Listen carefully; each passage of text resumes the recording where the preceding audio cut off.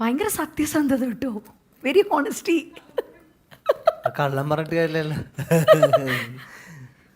അടുത്ത രണ്ടാമത്തെ ചോദ്യം. Does Shane Nigam have a tattoo? Does Shane നിഗത്തിന് ടാറ്റു ഉണ്ടോ എന്നാണ് രണ്ടാമതായിട്ട് ഏറ്റവും കൂടുതൽ ആൾക്കാർ തിരഞ്ഞിരിക്കുന്നത്. ഷെയ്ന് tattoo had a tattoo. You had? I had a tattoo. ഇത് റിമൂവ് ചെയ്തതാണ്. എന്നാ പറ്റി റിമൂവ് ചെയ്തേ? അത് ഞാൻ ഒരാളെൻ്റെ അടുത്ത് പറഞ്ഞു ഇനി ബ്ലഡ് കൊടുക്കാൻ പറ്റില്ല. ബ്ലഡ് കൊടുക്കാൻ പറ്റില്ല എന്ന് വെച്ചാൽ വേറെ ആർക്കും ആവശ്യം വന്നാൽ എൻ്റെ ഈ ബ്ലഡ് വേറെ ആർക്കും കൊടുക്കാൻ പറ്റില്ല എന്നൊക്കെ പറഞ്ഞു. ടാറ്റു ഉള്ളവരുടെ ബ്ലഡ് എടുക്കില്ല. എനിക്കറിയില്ല കേട്ടോ. അങ്ങനെ ഞാൻ കേട്ട ഉടനെ തന്നെ പോയിട്ട് റിമൂവ് ചെയ്ത് കളഞ്ഞു. ആണോ? എന്തായിരുന്നു ആ ടാറ്റു? എന്തായിരുന്നു ഷെയ്നെ?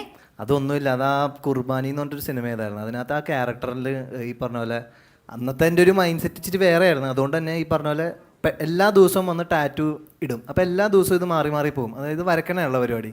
അപ്പോൾ എനിക്ക് തോന്നി എന്നാൽ പിന്നെ ജീവിതത്തിൽ ഒരു ആഗ്രഹം ഒരു തവണ ടാറ്റു അടിച്ച് നോക്കാം. കാര്യം അറിയണമല്ലോ എന്താണ് എൻ്റെ പരിപാടി എന്ന് അറിയാൻ വേണ്ടി ഒരു തവണ ആ ഒരു വി എന്ന് പറഞ്ഞ ആ ക്യാരക്ടറിൻ്റെ ടാറ്റു അടിച്ചത്.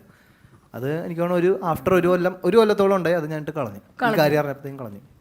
വി ആണല്ലേ? ഈ ടാറ്റുവിന്റെ കാര്യം മഹിമയ്ക്ക് അറിയോ? മഹിമയ്ക്ക് ഞാൻ പറഞ്ഞിട്ടുണ്ടെന്ന് തോന്നുന്നു. മഹിമ, ഈ ടാറ്റുവിന്റെ കാര്യം അറിയോ? എനിക്കറിയാം. എന്താ അതിനെ പറ്റി? കാരണം ഞങ്ങള് ലിറ്റിൽ ഹാർട്സിന്റെ ഷൂട്ട് നടക്കുന്ന സമയത്ത് എന്റെ വിരലൊരു ടാറ്റു ഉണ്ട്. എന്താ അത്?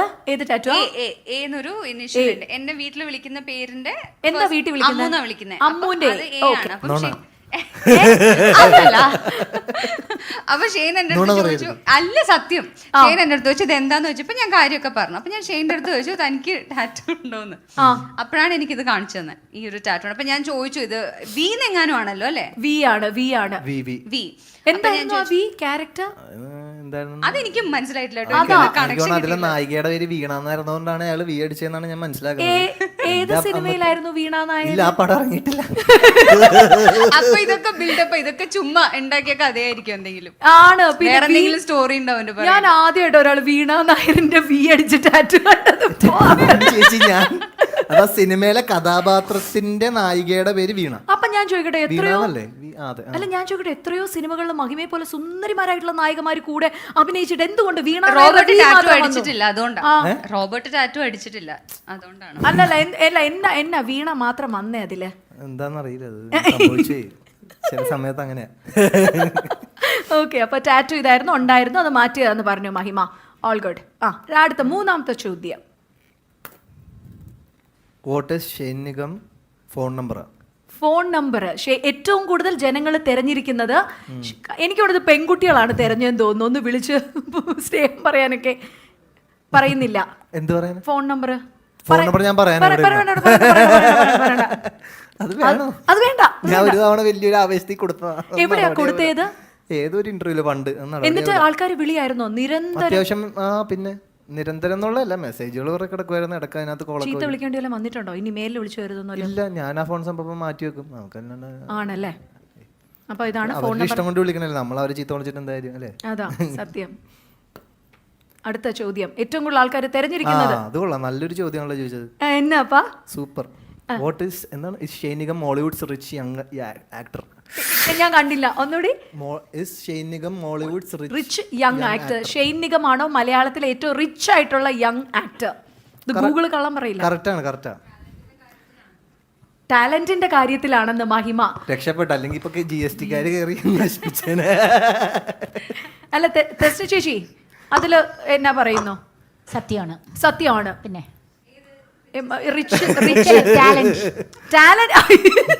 ഞാൻ ചേച്ചി സമ്മതിക്കാം, ശരി തന്നെ, പൈസയുടെ കാര്യത്തിൽ. അല്ല, ടാലന്റിന്റെ കാര്യത്തിൽ നമുക്ക് സംശയമില്ലാത്ത കാര്യം ജന്മനാ കിട്ടിയ ഒരു സിദ്ധിയാണ്. അത് എനിക്കറിയാവുന്ന കാര്യമാണ്. ജന്മനാ കിട്ടിയതാ, അല്ലാണ്ട് സിനിമയിൽ വന്നിട്ടുള്ള ഒരു ഇതല്ല. ചെറിയ കുട്ടിയാകുമ്പോ തന്നെ ഒരു 4 വയസ്സ് 3 വയസ്സാകുമ്പോ തന്നെ തുടങ്ങിയതാ. ഡാൻസും പാട്ടും ഒക്കെ, എല്ലാം അഭിനയം ഒക്കെ വീട്ടിൽ തന്നെ അഭിനയിച്ചുകൊണ്ട് നടക്കുന്ന ഒരാളാ. 24 മണിക്കൂർ അഭിനയം. നാണം വരും, ചിരി വരും, കരച്ചിൽ വരും. 4 വയസ്സൊക്കെ ആവുമ്പോ ഓടി നടക്കും. 4 വയസ്സില് പക്ഷെ ഡ്രസ്സൊന്നും ഉണ്ടാവില്ല സമയത്ത്.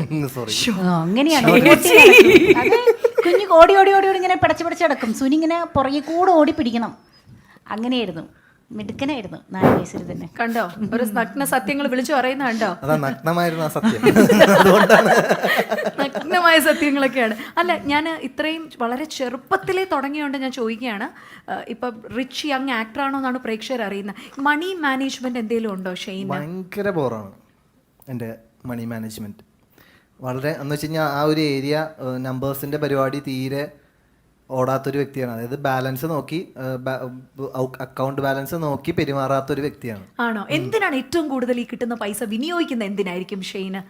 അതാത് സാഹചര്യങ്ങൾ അനുസരിച്ചിട്ടാണ്.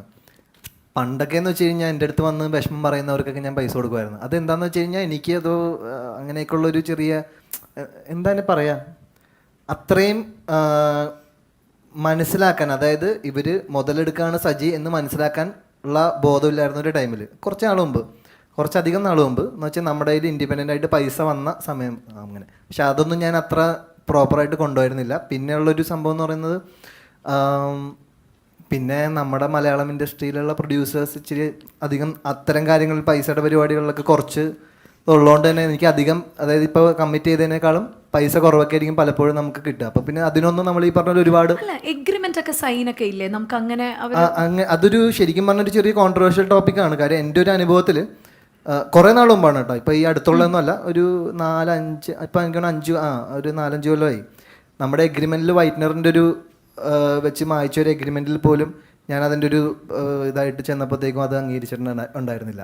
അപ്പോൾ ബേസിക്കലി അത് may be there are many things. അത് നമ്മളിപ്പോൾ അതിനൊരു ഇപ്പം ഈ ഒരു ആംഗിളിൽ നിന്ന് നോക്കുമ്പോഴത്തേക്കും മേ ബി അന്ന് നമുക്ക് കിട്ടാൻ സാധ്യതയില്ലാതിരുന്ന ഈ പറഞ്ഞ നീതി എന്ന് വിചാരിക്കുന്ന സാധനം നമുക്ക് അത് ബേസിക്കലി നമ്മളുടെ സ്റ്റാർ വാല്യൂ അനുസരിച്ചിട്ടാണ് എന്നാണ് ഞാൻ മനസ്സിലാക്കുന്നത്. നമുക്ക് കുറച്ചും കൂടെ വാല്യൂ വരുമ്പോഴത്തേക്കും നീതി ഓട്ടോമാറ്റിക്കലി കിട്ടുന്ന ഒരു സംഭവമാണ്. അല്ലാണ്ട് അതിന് മുമ്പ് നമ്മൾ ഫൈറ്റ് ചെയ്യാൻ പോയി കഴിഞ്ഞാൽ നമുക്കത് കിട്ടില്ല എന്നുള്ളതാണ് എനിക്ക് മനസ്സിലായത്. അനുഭവം കൊണ്ട് മനസ്സിലാക്കേണ്ടി വന്നു എന്ന് മാത്രം. ടാലന്റിന്റെ കാര്യത്തിൽ അല്ലേ ചേച്ചി മഹിമയൊക്കെ പറഞ്ഞ പോലെ ദ റിച്ചസ്റ്റ് യങ് ബ്ലഡ്. ഇനി അടുത്ത ക്വസ്റ്റ്യൻ നമ്മൾ പോവാണ്. Can Shane Nigam sing? Shane Nigam അടുത്ത question. Can Shane Nigam sing? Shane നിഗത്തിന് പാടാൻ പറ്റുമോ? ഷെയ്ൻ ഒരു പാട്ടും പാടിയിട്ടുണ്ട് സിനിമയിൽ. ഞാനൊരു പാട്ട് ഉണ്ടാക്കി പാടി. ആണോ? രണ്ടുപേരും ഒന്ന് മൂളോ പറ്റുമോ? ആ പാട്ടാണോ? അത് ഞാൻ പാടാം. ഓട്ടോ ട്യൂൺ ഉണ്ടോ? പാട്ടിലെ താളമേ തേൻ തരും പൂവിലോ നിന്നിതൾ തൊട്ടതോ എന്നിലെ മിന്നലോ നേരം മായുമിനി തേടും കാലമിനി മേഘം പോകും വഴി കാണാമോ പോകാമോ രാത്താരമേ ഈരാവിൽ നീ മിന്നുന്നേ തേടുന്നു എന്നുള്ളിൽ നീയാരോ.